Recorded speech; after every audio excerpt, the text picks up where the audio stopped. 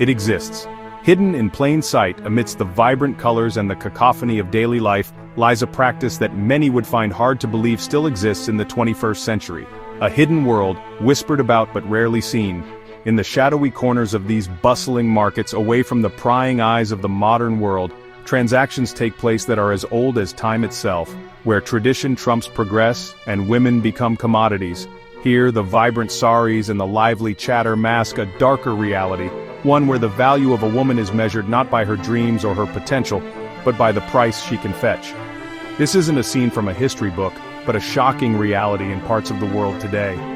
Despite the advancements in technology and the strides made towards gender equality, these markets continue to operate, seemingly untouched by the passage of time. I'm talking about wife markets, places where young girls are sold into marriage, their futures bartered away. These markets are not just a relic of the past. They are a living, breathing part of the present, affecting countless lives. The air is thick with a strange mix of anticipation and despair. The young girls, often barely in their teens, stand with downcast eyes, their fates decided by the negotiations happening around them. Nervous laughter mingles with hushed negotiations. The buyers and sellers, often the girls' own families, speak in low tones, their voices carrying the weight of centuries-old customs and the harsh realities of economic necessity. You can feel the weight of centuries-old customs pressing down, suffocating any hope of escape. The oppressive atmosphere is palpable, a reminder of the inescapable grip of tradition and the limited options available to these women. It's a stark reminder of the complexities of our world, a world where such practices persist even in the face of modernity.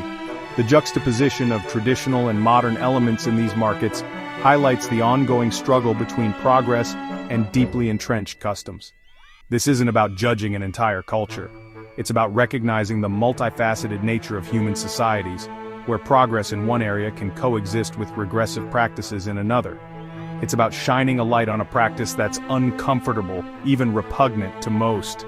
By bringing these hidden practices to the forefront, we can start a conversation about change, about the need to protect the vulnerable and uphold their rights.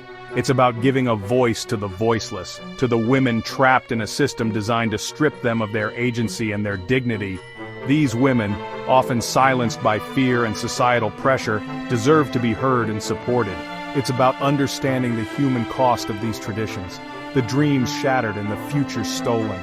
Each girl in these markets represents a lost potential, a life diverted from its true path by the weight of tradition and economic hardship. But amidst the despair, there is also hope.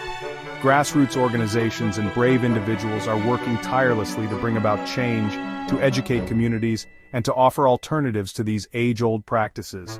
By empowering women and educating the younger generation, these efforts aim to break the cycle of oppression and create a future where every girl can dream freely and live her life on her own terms. The journey is long and fraught with challenges, but with continued effort and global awareness, we can hope for a day when wife markets are a thing of the past and every woman can stand tall, free from the chains of outdated customs.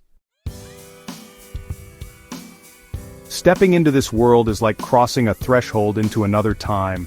The sights, sounds, and smells are a sensory overload, a vivid tapestry of life that seems untouched by the modern world. The narrow streets are lined with vendors selling everything from fresh produce to handmade crafts, their stalls a riot of colors and textures. The air is thick with the scent of spices, mingling with the earthy aroma of the market. It's a place where the past and present coexist, where ancient traditions are woven into the fabric of everyday life. Ancient customs dictate every interaction, every gesture. Here, respect and honor are paramount, and every action is steeped in centuries-old traditions. The rituals performed are not just for show, they are a vital part of the community's identity, a link to their ancestors, and a way to preserve their heritage. The people move with a grace and dignity that comes from a deep understanding of their place in the world, their roles defined by customs that have been passed down through generations. The air hums with a nervous energy, a current of desperation running beneath the surface. It's a place where survival is a daily struggle, where every transaction is a matter of life and death. The faces in the crowd are etched with worry, their eyes darting nervously as they navigate the chaos of the market. There's a palpable sense of urgency, a feeling that time is running out and that every moment counts. It's a world where the stakes are high and the consequences of failure are dire. You feel like an intruder, a voyeur into a world shrouded in secrecy and shame.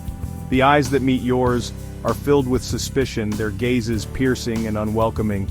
It's a place where outsiders are not easily trusted, where the walls of the community are built high to protect against the unknown.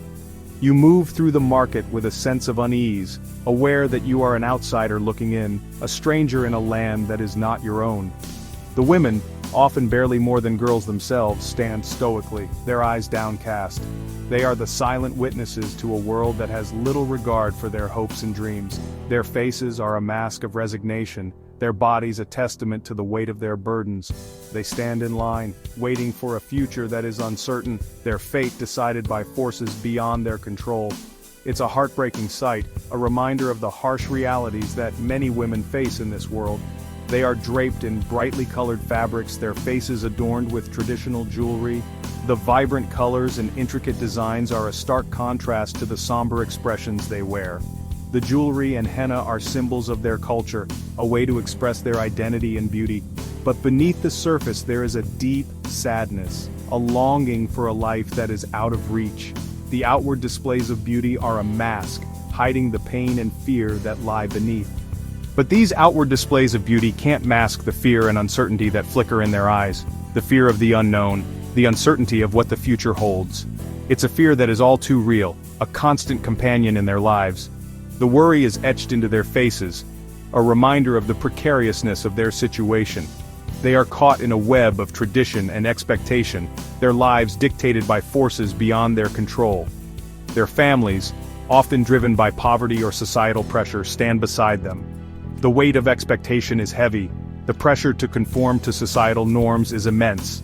The families are a mix of hope and despair, their faces a reflection of the complex emotions they feel.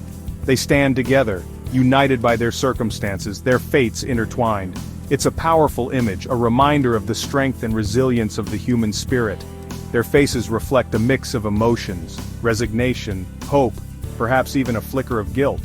The parents look on, their eyes filled with a mixture of pride and sorrow. They are proud of their daughters, but they are also painfully aware of the sacrifices they must make. The guilt is there, a silent acknowledgement of the choices they have made. It's a complex tapestry of emotions, a reflection of the difficult decisions they face. This isn't a simple transaction for them, it's a decision born out of desperation, a gamble with their daughter's future. The discussions are intense, the stakes are high. The parents hold their daughter's hands, a gesture of love and support. The fathers look pensive, their minds filled with worry. It's a moment of profound significance, a turning point in their lives. The future is uncertain, but they are determined to do what they believe is best for their daughters. This is the reality of wife markets, a complex tapestry woven from cultural norms, economic hardship, and the enduring power of patriarchy. It's a world where tradition and necessity collide, where the past and present are inextricably linked. The market is a microcosm of the larger society, a reflection of the challenges and struggles that people face. It's a place where the old ways still hold sway, where the power of patriarchy is still strong. It's a world that challenges our understanding of right and wrong, forcing us to confront the uncomfortable truth that freedom and equality remain elusive for millions of women around the globe. The women look out into the distance, their faces filled with a somber expression. They walk through the village, their steps heavy with the weight of their burdens. They discuss among themselves, sharing their hopes and fears. It's a powerful reminder of the work that still needs to be done, a call to action for all of us to strive for a world where freedom and equality are not just ideals, but realities for everyone. Their stories are etched into their faces, lines of worry creasing brows too young for such burdens. These lines tell tales of sleepless nights, of endless toil, and of dreams deferred. They are the silent witnesses to lives lived in the shadows of tradition, where the weight of expectation is a constant companion. Each wrinkle, each furrow, is a testament to the resilience and strength of these women, who continue to endure despite the odds stacked against them. Each woman carries a story of dreams stifled, of choices denied. They are stories of young girls who once dreamed of becoming doctors, teachers, or artists, only to have those dreams crushed by the harsh realities of their circumstances. They are stories of women who have been told time and again that their place is in the home, that their worth is measured by their ability to serve others. These are stories of silent suffering, of voices that have been silenced by the weight of tradition and societal expectations. Some wear a mask of indifference, a defense mechanism against the despair. This mask is their shield, their way of coping with a world that has been unkind to them. Behind this mask, however, lies a well of emotions: anger, sadness, frustration, and a longing for something more. These women have learned to hide their true feelings, to put on a brave face even when their hearts are breaking. They have become masters of disguise, concealing their pain behind a facade of stoicism. Others can't hide the tears welling up in their eyes. These tears are a release, a way of expressing the deep sorrow and anguish that they feel. They are tears for the lives they could have lived, for the opportunities that were taken from them. They are tears of frustration, of feeling trapped in a world that does not value them for who they are. These women cry for their lost dreams, for the futures that were stolen from them by a society that refuses to see their worth. They come from villages where opportunity is scarce, where education is a luxury, and where a woman's worth is often measured by her dowry and her ability to bear sons. In these villages, girls are often pulled out of school at a young age to help with household chores or to be married off. Education is seen as unnecessary for girls who are expected to become wives and mothers. The dreams of these young girls are often sacrificed on the altar of tradition, their potential wasted in a society that does not see their value. Many are sold to older men, strangers they'll be forced to call husband. These marriages are often arranged without the consent of the girls, who are treated as commodities to be traded. They are married off to men who are often much older, men who see them as property rather than partners. These young brides are expected to serve their husbands and bear children, their own desires and dreams cast aside. They enter these marriages with a sense of resignation, knowing that their fate has been sealed by forces beyond their control. They are daughters, sisters, sometimes even mothers themselves. They are women who have been shaped by their roles within their families, who have been taught to put the needs of others before their own. They are caregivers, nurturers, and providers, often sacrificing their own happiness for the sake of their loved ones. These women are the backbone of their communities, holding everything together even as they struggle with their own burdens. They are the unsung heroes, their contributions often overlooked and undervalued. They long for a different life, a life where they have the freedom to choose their own path, to love freely, to pursue their own dreams. They dream of a world where they are not bound by the constraints of tradition, where they can be whoever they want to be. They long for the freedom to make their own choices, to live their lives on their own terms.